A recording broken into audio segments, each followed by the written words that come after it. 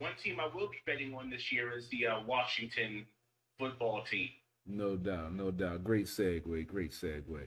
So, Washington football team recently had a practice at FedEx Field where they allowed 20,000 fans to, check out the team, give them something to look at, and give the players, the feel of having the players back in the fans back in the stands and playing in front of a live audience and everything. So, heard what's some of the things that you heard after that practice, and some of the things you heard coming out of training camp from the folks that you Well, talked to? talking about that practice, the first thing I heard is that there is no quarterback competition. This is Ryan Fitzpatrick's team. That's the one thing that people need to understand. Mm-hmm. Some people hope that Heineke can get things done, and some people think that Allen, might be the guy. But the truth of the matter is, the only competition is for who's going to be number two, and the winner of that competition is going to be the one that can stay healthy. We have two backup quarterbacks, and between the two of them, they have one good ankle. It's bad. It's someone called Heineke a chandelier the other day. Oh wow! And it's pretty bad. They said he was hobbling off, both of his ankles hurt today. How do you hurt both your ankles at the same time? What's happening right now? Mm. But again, a few notes that I saw was one of my favorite notes was Fitzpatrick will throw game-ending interceptions. I don't know how I feel about that. They said he's slinging it down the field. He has a bunch of wide receivers to play with. He says this is the best team he's ever played with. He's playing with confidence. He's playing with a chip on the shoulder. He's playing with a swagger. I think they could get us out to a good lead. And that's going to be key because the back half of this schedule is murderer's row. I expect us to be far in first place by the bye week. And after that, who really knows? The biggest takeaway that I got from the practice was just the change in atmosphere. FedEx Field is a fun place to be again. There's there's like a aura of hope in the team this year. It's like hey, maybe this is something real. People are getting behind Chase Young. People are getting behind Gibson. They're getting behind what's being built here. This offseason had more good news than bad news. There's a headache when it comes to Brandon Sheriff. But compared to the headaches we've had to deal with over the last few years, that's an aspirin. Yeah, and that's we'll be nothing. all right. I like Brandon Sheriff. But if he wants $100 million, I'm like, I can think of 5 guys on the team right now in the next 2 years that need that money before him. Mm-hmm. 3 of them are on the defensive line, and one of them's a wide receiver. It's just, I'm sorry, the culture change, the coaching making practice mean something. Practices mean something. You're going to see that preseason means something. We know with the last coach, I'm not going to say his name, but with the last coach, preseason was nothing but a glorified walkthrough. He didn't take it serious. His players didn't take it serious, which is why it always took us 3 or 4 games to get into the season going. And then, yeah. Whereas Ron Rivera, it's like, yo, we want to come out the box strong. We haven't seen our offense clicking in the first 3 or 4 games in a very long time. And I'm excited to see that happen. Not that Ron Rivera's an offensive genius, but I want the offense functioning. And the last thing I want to talk about from this practice was I saw a few people talk about it in the group, and then I saw a couple of tweets about it, was Tanya Snyder walking around amongst the fans. Her presence being felt. She's making it clear that she's not a name that was there to be a placeholder for Dan to keep his spot while he goes and serves some imaginary suspension. She's here to be a presence on the team. She's here to be a presence in the building. And it gives you hope that this culture is changing. I definitely agree. With Fitzpatrick, I'm a I'm optimistic because looking at his QBR rating and his quarterback rating the last few years, he's definitely improved on some of his thought process going down the field and trying to force it and getting as many of those game-ending interceptions. And I think he's definitely going to help with Heineke and Allen, give them insight and more knowledge from all of him being a journeyman. Folks look at that as a bad thing. I look at it as the more experience you get in NFL, whatever, how many other teams, means you, as a quarterback, you've seen almost every defense imaginable. So you can diagnose it quicker and you can help teach others, to try to make the team better because they've seen it all and done it all because they've been around the league for a while. So I'm definitely, on the Fitz wagon. I like Heineke. I've heard some, like you said, he injured both his ankles. They said he's been having some turnover issues, sometimes trying to force it. But this team is definitely in a good position right now. And I can't wait to, see the product on the field to see how this team is going to come together. Like you mentioned, with the new pieces on offense, the additions on defense. Our defense that was already, playing pretty good. And then now you got Del Rio being able to get some of the pieces that he likes to use in the hybrid linebacker, safety, hybrid linebacker, D line. So I honestly can't wait to see what this team is going to have dialed up on defense. And I definitely agree with you. They're going to have to get off to a fast start. I was looking at the schedule the other day talking to somebody, and, my opinion, they should be able to win the first 3 out of 4. I got the only loss in the first 4 games against Buffalo and Buffalo, but they can get off to a good start and get things going in the right direction. And like you say, get a lead and let this defense do what it does. It's going to be a very interesting season. Yeah, and again, you have a team that won't give up on the coach. Without getting too political about it, the only thing that really scares me is the issue with the COVID vaccine, and so many players not wanting to take it when you have a coach who's recovering from cancer. Again, not to politicize it, but I feel like we may lose a game or 2 to COVID. Well, they're actually above the threshold now. They're at, I believe I read they're at like 88% vaccinated now. Coach said that, folks have been getting educated. They upped their numbers from the 50% they were, and they're actually at like 88% vaccinated right now. So now they're able that's great. Last I looked, they were just barely below 70. So that's great to know. Yeah, they actually went about. I think it was this past weekend where I guess some more of the guys got vaccinated.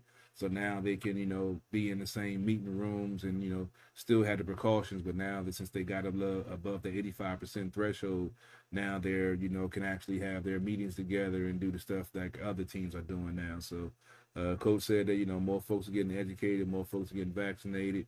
There's still some folks that still, saying it's a personal choice, but nobody's forcing anybody to do anything. They're just, getting educated and figuring out that's the best thing for the team moving forward. So I'm definitely glad to hear that also, because I was worried about them having to possibly forfeit the game when it was at like 50%. I'm like, that's crazy.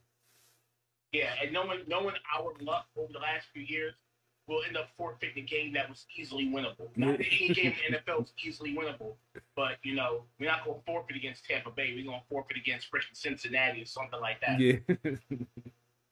Yeah, I'm gonna ask you about if you heard Deron's Payne. He had a press conference. I think it was either today or yesterday. I think it was yesterday, and he said it's 2 teams that he's focused on matching up against this year: Tampa and Kansas City. He said Tampa because we gave up 500 yards, so we left a lot of plays on the field, and a lot of calls that the refs didn't call on the field.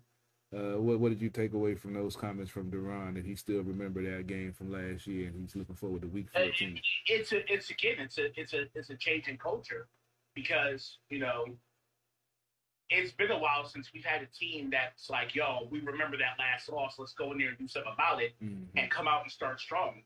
Like in the past it'd be just another day. I remember when San Francisco 49ers were swimming in the pond. And Larry Mike was like, this team's gonna remember. They really remember. You know what I'm saying? This last time we played them, I mean, we dog walked them a little bit, but that team just never had that type of urgency. Now they never really cared like that. So to hear a player say, "Yo, I remember last year, and we are looking forward to it. You know, you don't antagonize the GOAT, you know what I'm saying? But it's great to hear. And it's great to hear somebody who you know has the ability to back it up. Like you hear from like, you know, fourth string wide receiver, it's like, come on, bro.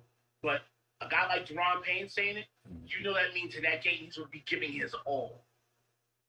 Definitely. So we ain't had a chance to talk. I know we got our guys for Olympics already waiting in the wings. Well, no. I actually have a thing I wanted to talk. This is actually Jesse, and I want to introduce you guys to him. He's actually really into football as well. He has his own Twitch channel, so I thought that he could chop it up a little bit with you guys, even before we got into Olympics talk, because he was messaging me. He's like, well, I love football. I was like, oh, well, that's great. So I thought he could give a 49ers perspective, which I thought would be interesting as well before we got into the Olympics talk. But what's up, y'all? What's going on, man? Hey, What's up, Kyle? What's up, Hurt? How you guys doing? Doing pretty good, pretty good. So how's things going out there in the Bay Area? I know y'all had a lot of off-season things going on out there also. Fill us in on what's going on with the 49ers. Yeah. Actually, I'm in LA, but been a Niner fan my whole life since I was about 7 years old. So, you know, still sticking on. But yeah, obviously the biggest scoop out here is the battle between Jimmy G and Trey Lance, right? Like everyone's like, you know, okay, we got the hot shot rookie, you know. For as much grief as Jimmy gets, he's still pretty damn solid, and he's still a winner. It's, you know, based on his record, you know, he's a winner. You know, obviously his thing has been staying healthy, right? And that's, you know, if he had been healthy the 2 years that he was hurt, who knows, right? He took us to the Super Bowl. I mean, shit, not a lot of quarterbacks can say that. So I still got faith in him. You know what I mean? I know a lot of people might not. They might be like, "Oh no, we need something young. We need someone with a bigger arm." I mean, dude, Jimmy's not. He's not. You know, he's not peanuts. You know what I mean? Like he definitely could do it, and I think Trey Lance could learn a lot. You know what I mean? And like I said, Jimmy G actually, he was making $25 million a year. That's pretty cheap for a quarterback nowadays. So that's why I think, you know, we'll roll with him this year. Yeah, definitely. It's always good to have a young quarterback take some time and learn the game, especially coming from college to the NFL. That's why I always say it's hard to get that one kid that you can throw out there off the break that's going to be ready for the NFL game, the NFL pace, and the NFL defenses coming out of college. So I think it's always wise to give him time to get acclimated before you just throw him into the fire. Yeah, and he went to North Dakota State. You know what I mean? I know they're good for Division III or Division II or whatever they are. Mm-hmm.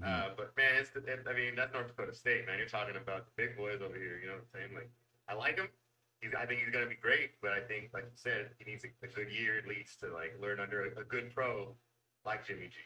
No doubt, no doubt. Big Hurt. I was going to ask you about the Jonathan Allen extension, and you mentioned, you know, a couple of guys on the D line that's going to be in line for a payday. I'm thinking they're definitely going to, you know, extend Deron Payne once his 5th-year extension, and you know, they're going to redo Chase Young and Montez Sweat. Do you think? I'm thinking Tim Settle might be the odd man out, and you still have Ioannidis. I believe he already signed the contract extension. I believe, so don't have to worry about him. But how did you feel about that signing, and who do you think is going to be the next one to get locked up on the D line to continue to try to keep this front together?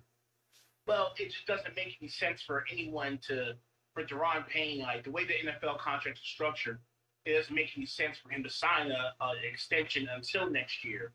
I mean, I would love to do it now, but it just doesn't make any real sense. But you got to get Deron Payne back, and you have the luxury of either going Ioannidis or Tim Settle. Ioannidis being the obvious choice, but the truth of the matter is, it's a little injury prone, and some other stuff like he just gets hurt a lot. Big Tim Settle's he's there, he's decent, he's a good change of pace, but he doesn't get the pressure that Ioannidis or Tim or Jonathan Allen or Payne gets.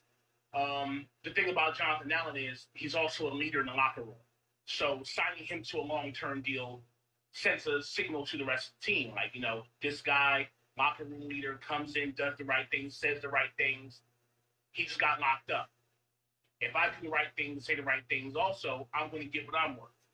I do think that Jerron Payne might be in to get a little bit more than Jonathan Allen ends up getting, which could be a problem. I just think he's been a better player.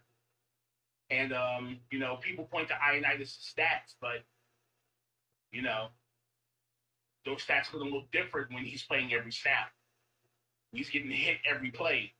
And especially with him being injury prone, he's a good change of pace back. So, get him signed is great. Your next priority is Jerron Payne. Of course, your next priority is Chase Young, but we have a few years to wait on that. Montez Sweat as well. Ioannidis and Tim Sell could both be the odd man out because you're still going to have to sign. You have young safeties.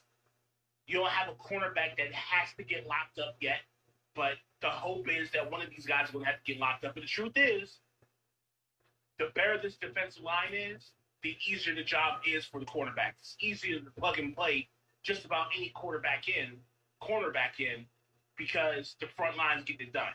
Exactly.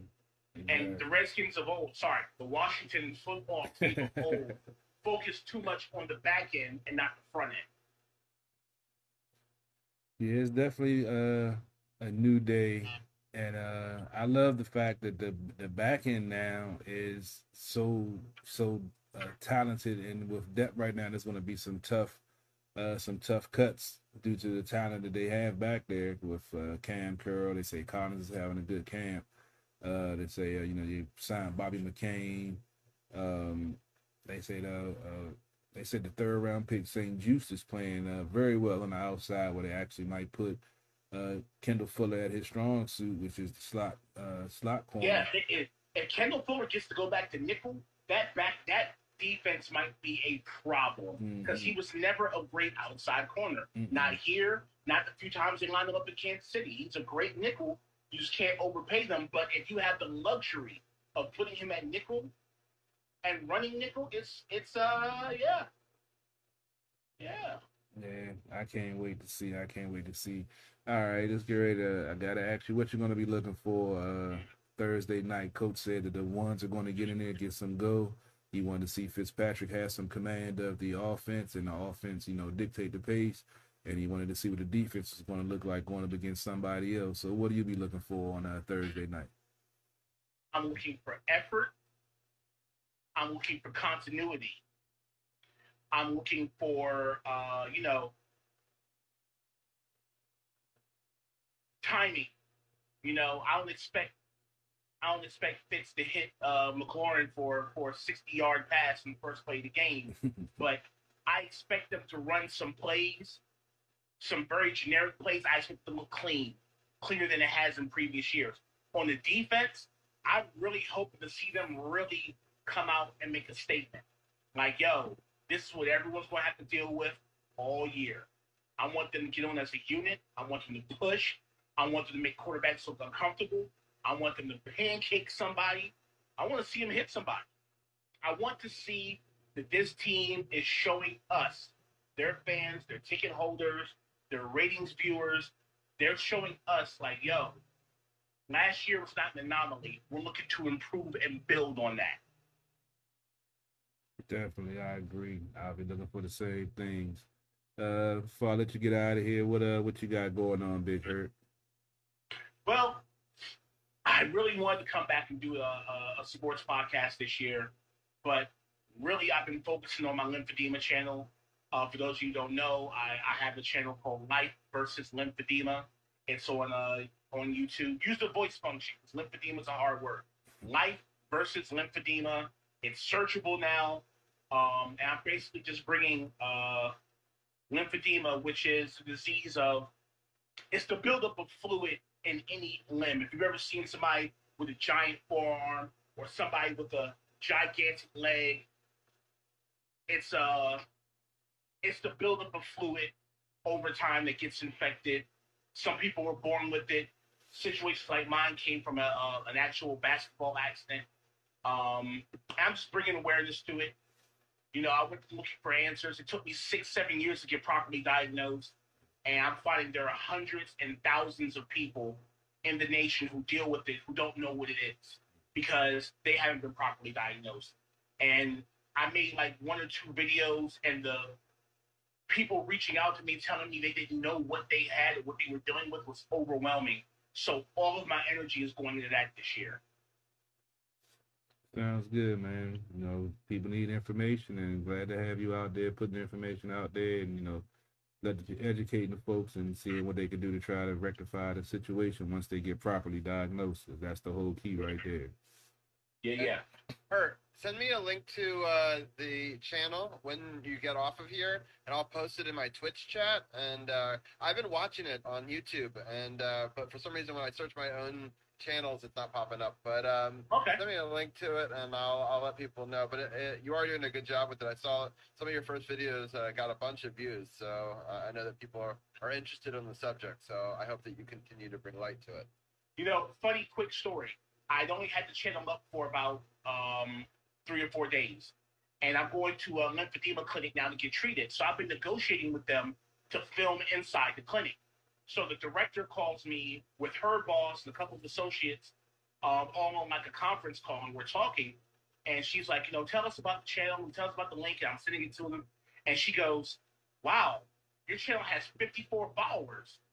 My channel has 2 followers. I'm like, I have 54 followers? Because the last time I checked, I had like 14. And I had no idea that I had 50 followers until she told me. She's like, 54 followers in 3 days is great. I'm like, it sure is. I had no idea. That's so good. The channel's getting some traction. Yeah, so send me that link. I don't know why it's not popping up for me. Also, add it. You should pin it on your Facebook page, so that way people could find it on the link section. Yeah, you know what? I'll do that. But part of the reason I started this channel was because I got tired of talking about the issue on right, Facebook. But I agree. But so just have the link right at the top. Yeah. And then if that needs to happen. You're absolutely right. That I need to probably change my bio since I'm not doing a football podcast this year. Right. But anyway, no, just my 2 cents. But just to make it easier for people to find it. So. No, you're absolutely right. I'll do that. I'm actually do that right now. Break advice. There you go. That's what I'm here for. I'm giving advice, and I appreciate you joining us. For people who don't know, it's Hurt's been with us for a really, really long time. It was our first producer, and I really appreciate him for joining us as always. Man, I love what you guys have taken. I love what you guys have taken, like taking this brand and turned it into. I love that I go to all types of corners of the internet, and people know who the Sports on the Hill podcast is. I love it. Hey, man, appreciate it, bro. Like you said, without you, we would have never got to start, man. So, as always, we appreciate it. Thanks for taking the time out. We definitely going to try to have you back on next week to recap what we saw, see what your schedule looking like, see if we can get you back on. If not next week, the following week, because we got 3 preseason games. So, definitely going to chop it up some more. Appreciate you taking the time, man. All right, man. Y'all take it easy.